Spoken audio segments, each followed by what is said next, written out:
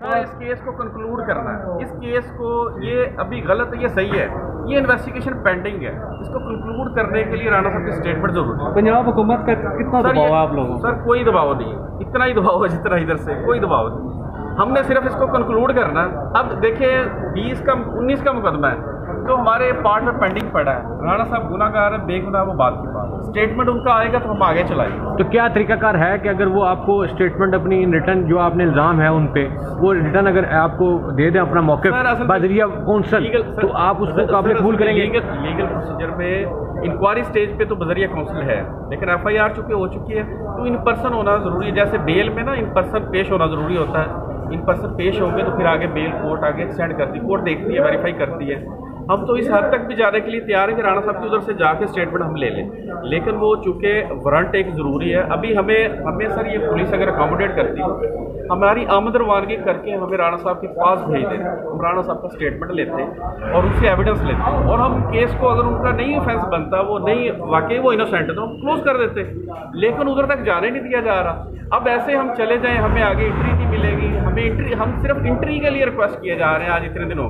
शाह साहब राणा साहब उधर से एंट्री दे तो हम आपने तलब किया राणा सनाउल्लाह को, और जो FIR है, जो वो FIR धोखाधड़ी और फ्रॉड में बेसिकली राणा सनाउल्लाह पे इल्ज़ाम क्या है, उन पे इल्ज़ाम क्या है कि जिस पे आप उनको गिरफ्तार कर? इल्ज़ाम है कि इलीगल ग्रेटिफिकेशन है। इस रजिस्ट्री की ना पेमेंट नहीं की हुई। इस जो उनको डॉक्यूमेंट मिला ना, ये जो रजिस्टर्ड डॉक्यूमेंट है, जो उनको प्रॉपर्टी मिल रही है, ओनरशिप मिल रही है, इसकी पेमेंट का प्रूफ नहीं है। ये इल्ज़ाम था इंक्वायरी में और इसी पे FIR हुई है। अभी हम इन्वेस्टिगेट कर रहे हैं कि इस जो एलिगेशन है इसको हमने प्रूव करना है उनका स्टेटमेंट लेके।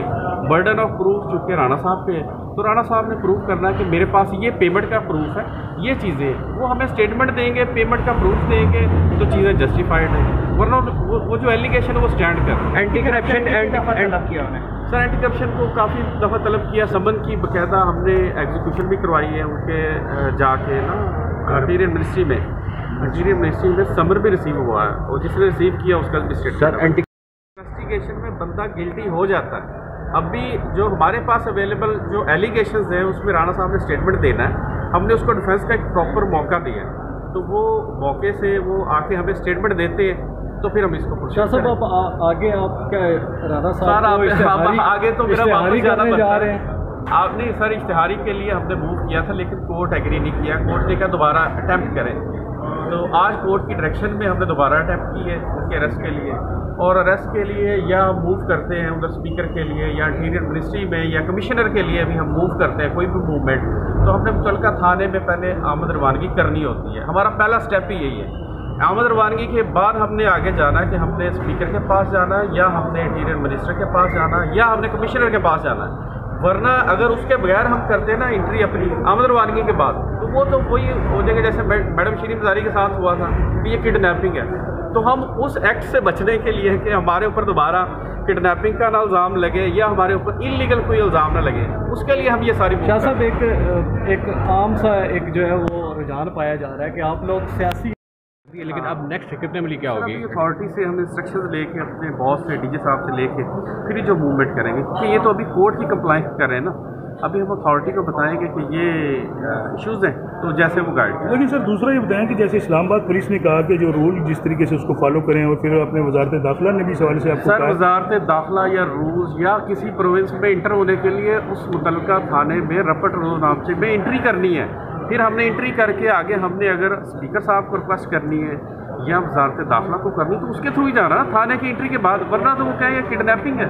तो हम तो एक लॉ फॉलो कर रहे हैं कि एंट्री के बाद हम उधर मूव करेंगे, वजारत दाखिला में जाना है, हमें स्पीकर के पास जाना है, हम थाने में रपट रूल नामचे की कॉपी लेके फिर मूव करेंगे। लीगल प्रोसेस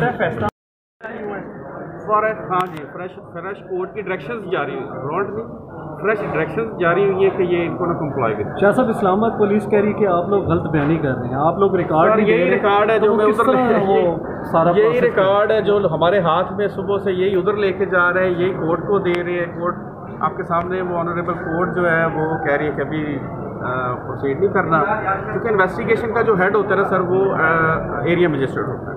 अब एरिया मजिस्ट्रेट साहब ने ही उसको आगे चलाना है, उनके पास इख्तियार है कि वो इन्वेस्टिगेशन को इधर ही स्टॉप कर दें। सर ये मुकदमा 20/19 है कि आप रिकॉर्ड चेक करवा दें? उनकी स्टेटमेंट कार्ड दिया था, ये फाइल जो है ना हमारे पास, उनकी सर ये जो फाइल है ये हमने उनको भी चेक करवाई है, SHO को भी चेक करवाई। ठीक है, अब SHO ने एक्नॉलेज भी किया जी, ठीक है, लेकिन मुझे मजबूरी है, मुझे इंस्ट्रक्शन है कि मैं नहीं कर सकता। अभी कोर्ट ने आप दोबारा आए कि वो आपके आप रन दिए थे, अभी दोबारा क्या हुआ? सर जो मजिस्ट्रेट होता है वो बेसिकली हेड होता है इन्वेस्टिगेशन का।